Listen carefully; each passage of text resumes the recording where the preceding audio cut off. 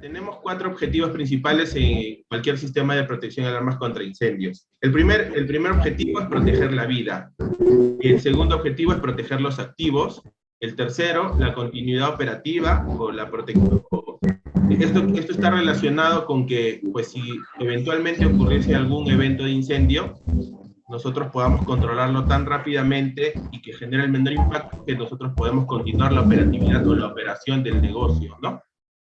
Y el cuarto pilar es disminuir el impacto ambiental. Sabemos que con cada incendio, pues, la contaminación que se genera alrededor de este deja un impacto muy importante sobre el medio ambiente, ¿no? Teniendo en cuenta estos 4 pilares, nosotros podemos decir de que vamos a comenzar con los objetivos correctos al momento de tomar en cuenta nuestro sistema de detección de alarmas contra incendios. Luego, ¿qué cosas nosotros debemos tener en consideración para tener un diseño seguro, un diseño que se adecue a mis necesidades?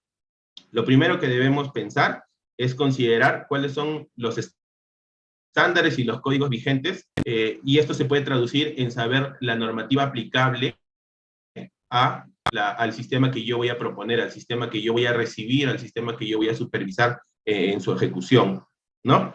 Lo siguiente que debemos tener en cuenta es cumplir con los requerimientos y las regulaciones de la autoridad local competente. En este caso, para nosotros, el CENEPRED, o en muchos casos también la autoridad local, las propias municipalidades hacen sus inspecciones y dan viabilidad a estos sistemas, ¿no? Por ejemplo. Lo siguiente que debemos saber es que debemos utilizar productos estandarizados. Debemos utilizar productos que estén aprobados para el uso contra incendios, ¿no? Que estén certificados, que formen parte de un listado que nos asegure a nosotros de que este equipo que estamos proponiendo para el sistema vaya a funcionar acorde a lo que se haya fabricado, ¿no? Y en función de los códigos y de los estándares y las normativas, ¿no? Y lo siguiente, y volviendo a hacer mención a eso, es que tenemos que tener como primer objetivo el salvaguardar la vida, porque ese es el objetivo que prima en todo sistema de protección contra incendios. ¿Qué debemos saber, entonces, en relación a lo dicho último? Es que aquí en Perú, la normativa NFPA es la que nos dicta todo lo que debemos saber, tanto para la instalación, para la puesta en marcha y el mantenimiento de los sistemas de protección contra incendios. Y entonces, ¿qué es la NFPA? La NFPA es la Asociación Nacional de Protección contra Incendios, ¿no? Es una asociación que ya tiene muchos años y que data de Estados Unidos. Aquí en el Perú y en toda la región de Latinoamérica, nosotros nos regimos mucho a esta NFPA, ¿no? Inclusive, nuestro Reglamento Nacional de Edificaciones hace un llamado a esta normativa NFPA en sus distintos capítulos. Porque pues la NFPA es la que dicta todas las condiciones para la ejecución de estos sistemas, ¿no? Comprar la chela. ¿Esto me cree huevón o qué? Ahí podemos de repente ayudarme con silenciando un micrófono. Ya, continuamos. Entonces, ¿cuáles son los códigos más comunes o los que usualmente más usamos? ¿No? Tenemos el NFPA 11, NFPA 13, NFPA 20, 25, la 101, y en este caso, el código que rige para los sistemas de detección y alarmas contra incendios es el código NFPA 72, ¿no? Que es el que vamos a conversar durante todo el curso. Entonces, como les decía, nosotros en este curso en este taller vamos a ver todo lo relacionado a la NFPA 72. La NFPA 72 tiene un origen que se remonta a 1898, en donde se forma este comité para este código normativo, ¿no? Desde ese entonces hasta ahora se han ido se ha ido actualizando el código y actualmente la edición más vigente que tenemos es la edición 2019, ¿no? Esta edición ha tenido algunos cambios importantes, ¿no? ¿Cuál ha sido de los más importantes? Uno es que se ha incluido, por ejemplo, toda la normativa para la instalación de equipos de detección de monóxido de carbono, por ejemplo. Eso antes no estaba incluido en la NFPA 72. Hasta ahora, recién hasta la edición 2019 es donde se ha incluido, ¿no? Podríamos decir que esos son uno de los más significativos cambios, ¿no? Porque se ha incluido todo un sistema de detección de monóxidos dentro de ello.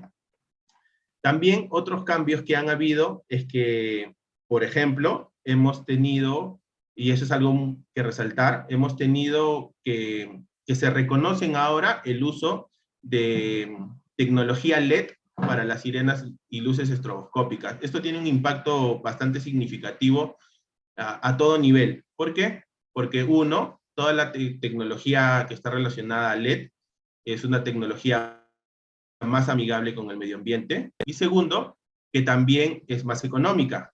Tercero, que su consumo energético es menor y al ser menor demanda menos recursos en general de todo el sistema. Recursos como ¿qué? Como los de corriente, cuando en algunos casos teníamos muchas luces estroboscópicas, por ejemplo, dentro de un sistema, decíamos que necesitábamos fuentes externas, fuentes que puedan alimentar esa cantidad de sirenas que teníamos o luces estroboscópicas. En cambio, ahora con el uso de equipos LED, nosotros podemos disminuir esa cantidad de fuentes externas que necesitamos para poder suministrar toda la activación de las mismas, ¿no? Entonces, ese es un cambio muy importante en esta edición 2019. Luego, ¿qué más debemos conocer? Aparte de NFPA, debemos conocer también qué es el UL. UL es un laboratorio de pruebas, básicamente, que lista todos los equipos que pasan las pruebas, que se someten a sus pruebas, que son unas pruebas bastante rigurosas, y con las que se coteja que el equipo funcione conforme a la NFPA 72, que funcione conforme a las especificaciones técnicas del fabricante. Entonces, cuando nosotros decimos que un equipo tiene UL, podríamos decir en consecuencia que es un equipo que está listado para el uso contra incendios. Y aquí en el UL, al igual que en la NFPA, nosotros podemos tener diversos códigos de UL. Cada uno de ellos se asocia a un dispositivo o a algún equipo en particular. Como por ejemplo, UL 864 está relacionado directamente a la certificación de los equipos, de los equipos que son los paneles contra incendios, por ejemplo, ¿no? El UL 217 para alarmas de humo y simples y múltiples, ¿no? Por ejemplo, el UL 268 para detectores de humo. Y así, cada uno de estos equipos tiene un distinto código UL que los lista dentro de esas pruebas para su aprobación. Luego, la otra definición importante que siempre vamos a escuchar también en todo lo relacionado a sistemas contra incendios es FM. FM, en sus orígenes, nació como una aseguradora que tiene estándares y cumplimientos tan o más altos inclusive que la misma NFPA 72. Es por eso que contar con su sello, con este sello de FM Approved, dentro de los equipos se vuelve muy importante y en muchos casos es un requerimiento técnico que se debe cumplir desde las bases de un proyecto, por ejemplo, ¿no? Entonces, cuando pensemos en definiciones importantes y entidades importantes que están relacionadas a los sistemas de detección de alarmas contra incendios, estamos hablando de la NFPA, estamos hablando de UL y también estamos hablando de FM, ¿no? Como les decía, esas son las entidades con las que nosotros nos vamos a ver siempre relacionados a estos equipos. Entonces, entendiendo eso, vamos a pasar a conversar de entender el fuego. Tenemos que entenderlo para saber cómo controlarlo, para saber cómo extinguirlo, para saber cómo detectarlo. Entonces, podemos decir que en términos, el fuego es una manifestación visible de un proceso de combustión que también es una reacción química, ¿no? Que de esta reacción química se desprende energía que puede estar, que puede tener distintos tipos de cambios, ¿no? Puede ser una energía como luz, como calor, como flamas, por ejemplo, y también sabemos que desprende gases, ¿no? Entonces, ¿por qué es importante saber esto? Porque nosotros con esto vamos a poder emplear distintos equipos que nos permitan detectarlo en cierto tiempo o en cierta etapa del incendio, ¿no? Se habla siempre de que tenemos relacionado al fuego el triángulo del fuego. El triángulo del fuego está compuesto por el elemento combustible, por el calor, por el oxígeno, pero hoy en día ya sabemos que eso no es suficiente, sino que también estamos hablando de un tetraedro del fuego. Y el cuarto componente sería la reacción en cadena.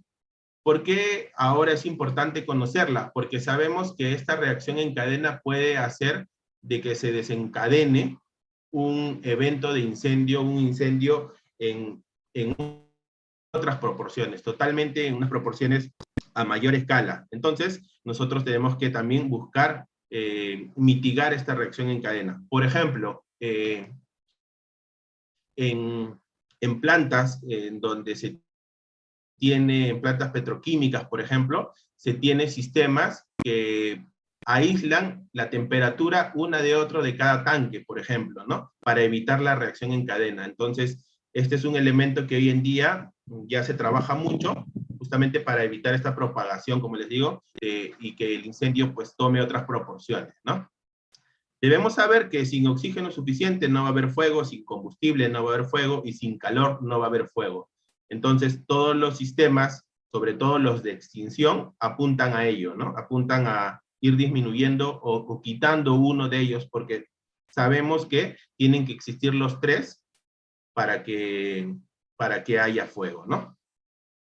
Y también aquí vamos a ir viendo que dependiendo de las características del humo, del color básicamente del humo, vamos a saber nosotros qué podría estar quemándose en ese incendio, ¿no? Entonces, por ejemplo, teniendo humo blanco, sabemos que son materiales vegetales los que se estarían quemando. Humo amarillo, tendríamos azufre, ácido clorhídrico. Por ejemplo, humo negro, tendríamos compuestos de caucho. Y humo ya inclusive con una mayor tonalidad de negro, sabríamos que podrían estar quemándose plástico y petróleo. Aquí algo curioso que comentarles sería de que, hablando con algunos amigos que son y que forman parte del Cuerpo General de Bomberos, ellos cuando por ejemplo, dan la estadística o dan la temperatura de un incendio, ustedes habrán escuchado muchas veces en los noticieros, por ejemplo, que dan las estadísticas, ¿no? Este incendio ha llegado a tales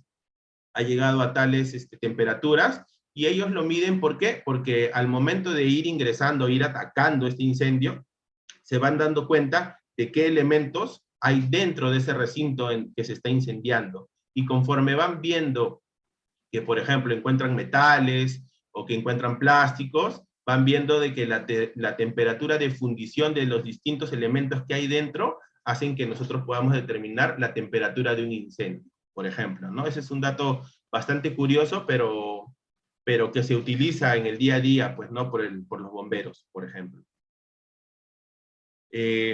También debemos conocer del fuego que por su combustión puede tener distintos tipos de características, ¿no? Y dependiendo de la velocidad en la que se propaga, nosotros podemos tener tres tipos de combustión. Las combustiones lentas, ¿no? Que son las que se producen con una pequeña o casi nula emisión de luz, ¿no? Y hay muy poco calor en las emisiones lentas, ¿no? Luego tenemos las combustiones rápidas, en donde tenemos una gran emisión de luz y calor, con bastante fuego intenso, y luego tenemos las explosiones, ¿no? Es cuando la combustión es tan rápida que no puede producir una explosión. Y aquí hay algo bastante curioso. Intervienen los términos de deflagración y detonación. Esto pues queda como que una pequeña